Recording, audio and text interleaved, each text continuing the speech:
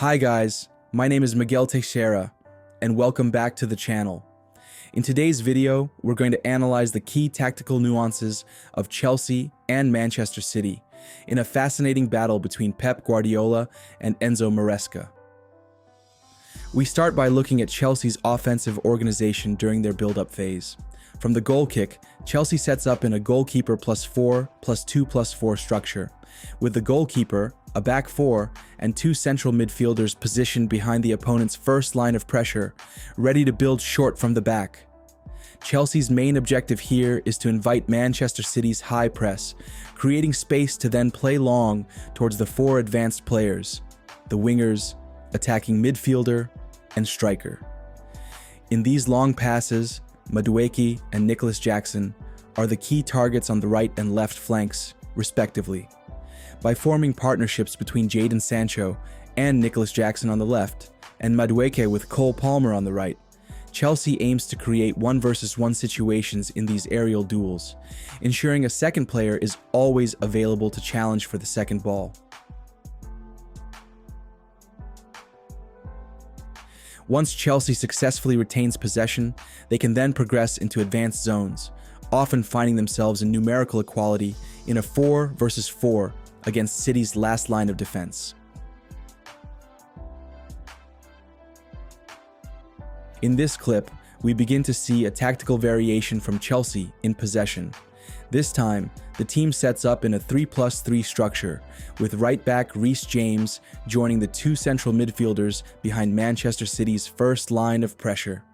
When Chelsea cannot find solutions to progress the ball, they use the goalkeeper as the free man to attract the opposition's press, and then find a new free man behind the press. Notice what happens after this backward pass to the goalkeeper. İlkay Gündoğan, who was initially pressuring Caicedo, triggers City's pressing moment by stepping up to press Chelsea's goalkeeper. In this case, the free man is now Caicedo, and to get the ball to him, Chelsea, following their usual approach, has one player drop into a frontal support position to offer a passing option for the ball carrier, while simultaneously connecting to the third man. From here, Chelsea completely breaks through Manchester City's first line of pressure and accelerates the game. In this image, we can once again observe the relationship between Jadon Sancho and Nicholas Jackson, and between Cole Palmer and Madueke. Chelsea's striker and attacking midfielder frequently drop for frontal support with the clear intention of forcing Manchester City's central defenders to disintegrate their defensive line, creating space for Sancho and Madueke to exploit 1-versus-1 situations with the opposing fullbacks, either receiving the ball to feet or attacking the space created behind City's defensive line.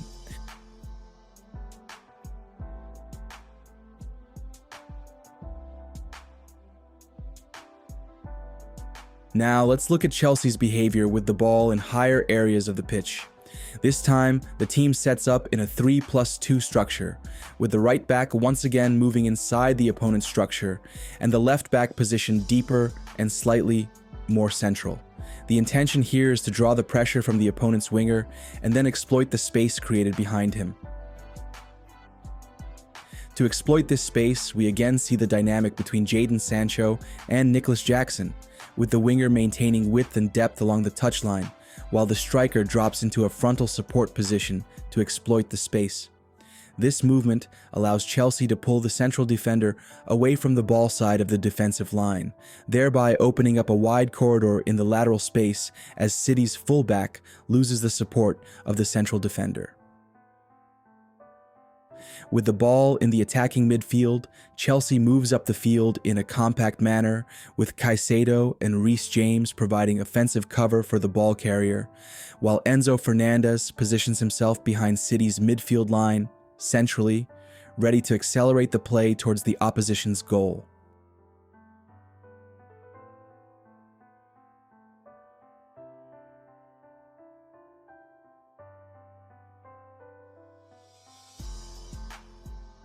Now, let's analyze the moment when Manchester City is in possession of the ball. Manchester City set up in a 2+3 structure with two central defenders and three midfielders. In this game, Pep Guardiola frequently employed a dynamic where the fullbacks positioned themselves with maximum width and depth, while the central midfielders moved from inside to outside to exploit the space outside of Chelsea's defensive block.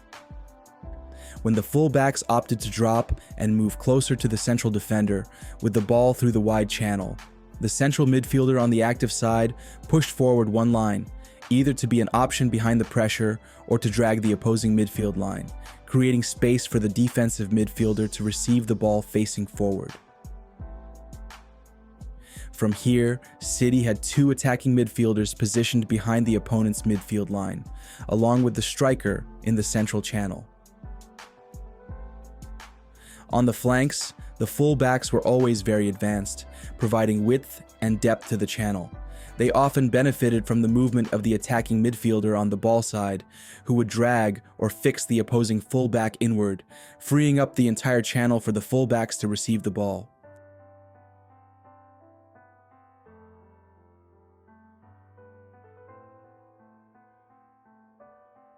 In this clip, we can see what I mentioned earlier. The full-back on the ball side pushing forward into the wide channel, forcing Chelsea to drop one of their wingers to create a defensive line with 5 players. In these situations, Manchester City's central midfielders were always the references to receive the ball outside of Chelsea's block and from there drive the team's play forward. Omar Marmoush, Phil Foden, and Erling Haaland were the options inside Chelsea's defensive block, with the freedom to rotate positions and escape the opposing markers. Now, in the final third, we could see Manchester City's intent to always occupy all 5 channels, with the fullbacks providing width and depth, and the attacking midfielders and striker always ready to attack the various gaps between Chelsea's defensive line.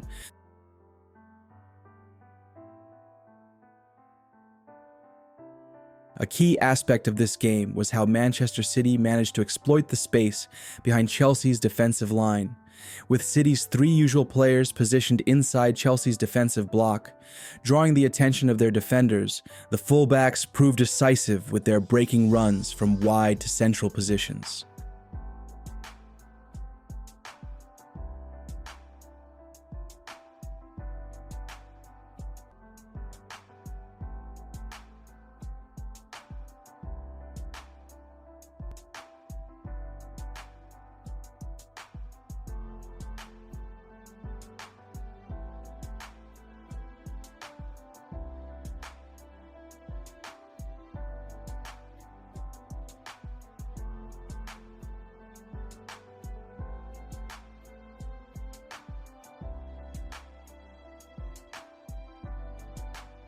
With the score tied and Chelsea pressing higher, Manchester City frequently relied on Ederson's long passing ability to break Chelsea's pressure.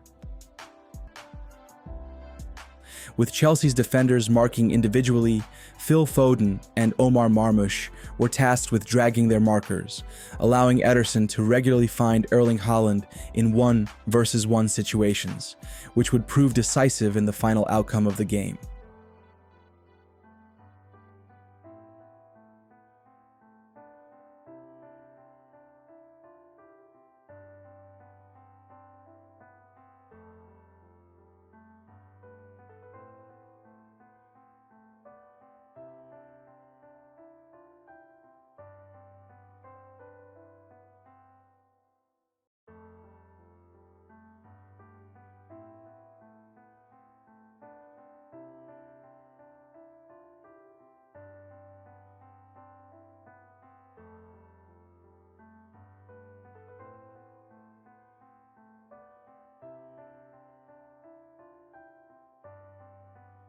And if you enjoy this kind of content, don't forget to subscribe to the channel so you don't miss any videos. Thank you for watching, and I'll see you in the next video.